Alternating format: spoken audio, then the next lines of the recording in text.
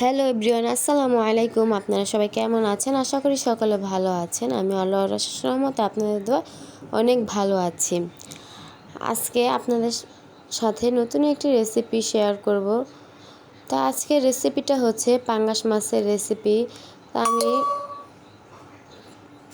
পাঙ্গাস মাছ রান্না করব, সেটা আপনাদের সাথে আমি একটু শেয়ার করতেছি। প্রথমে আমি মাছটাকে সুন্দর করে ধুয়ে নিয়েছি। ধোয়ার পরে হলুদ আর লবণ মাখিয়ে নিয়েছি।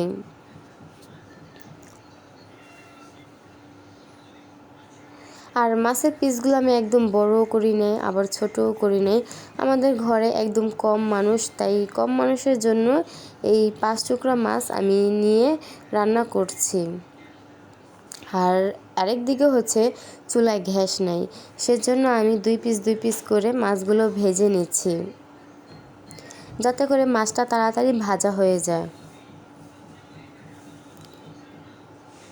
আমাদের আবার এখানে চুলায় গ্যাস থাকে না, এর জন্য আর কি এত কষ্ট। তো যাই হোক, মাছটা ভাজা হয়ে গেছে। আমি সেই মাছ ভাজা তেলের ভিতরেই পেঁয়াজ কুচি দিয়ে দিয়েছি বেশি করে। পেঁয়াজ, কাঁচামরিচ এগুলো আমি আগেই কেটে নিই, সময় বাঁচানোর জন্য এগুলো কেটে তারপরে ডিপ ফ্রিজে আমি রেখে দিই, তাহলে আমার কাজটা অনেকটাই তাড়াতাড়ি হয়ে যায়।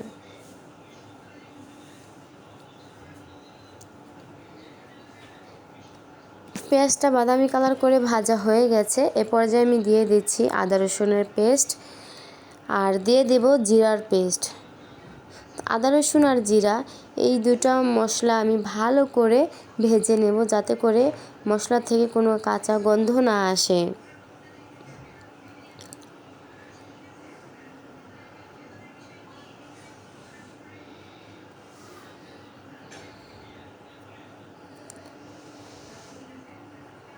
এই তো আমি একদম ভালো করে নেড়েচেড়ে নিচ্ছি, এমনকি ভেজেও নিচ্ছি। তো এভাবে করে ভাজলে কোনো গন্ধ আসবে না। তো আমার ভাজা হয়ে গেছে। এখন আমি দিয়ে দিলাম একটু পানি মশলা কষানোর জন্য।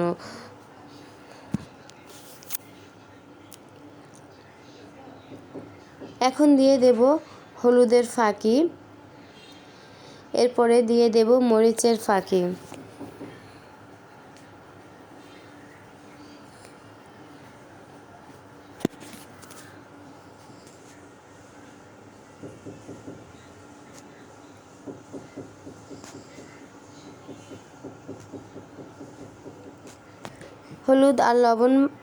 হলুদ লবণ আর মরিচের ফাঁকি এগুলো মশলা আমি ভালো করে নাড়াচাড়া করে নিচ্ছি। তো সরি, লবণটা দেওয়া হয়নি, লবণটা আমি এখন দিয়ে দিচ্ছি। এখন মশলাটাকে আমি ভালো করে কষিয়ে নেব। এই তো মশলাটা একদম ভাজা হয়ে গেছে। তো এই পর্যায়ে আমি দিয়ে দেব পানি।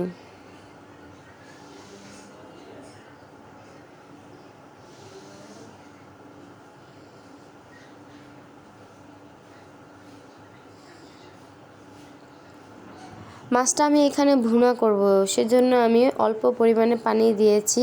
মশলাটা আগেই সুন্দর করে ভেজে নিয়েছি, সেজন্য আমি এখানে কম পানি দিয়েছি। আবার এদিকে গ্যাস নাই,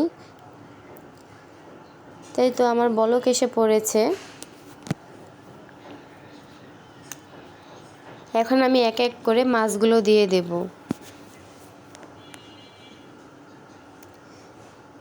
তো ভিডিও ভালো লাগলে অবশ্যই একটা লাইক দিবেন, কমেন্ট করবেন, শেয়ার করবেন, এমনকি সাবস্ক্রাইব করে আমার চ্যানেলের পাশেই থাকবেন। আর অলরেডি যারা আমার চ্যানেলটাকে সাবস্ক্রাইব করে দিয়েছেন তাদেরকে অসংখ্য ধন্যবাদ।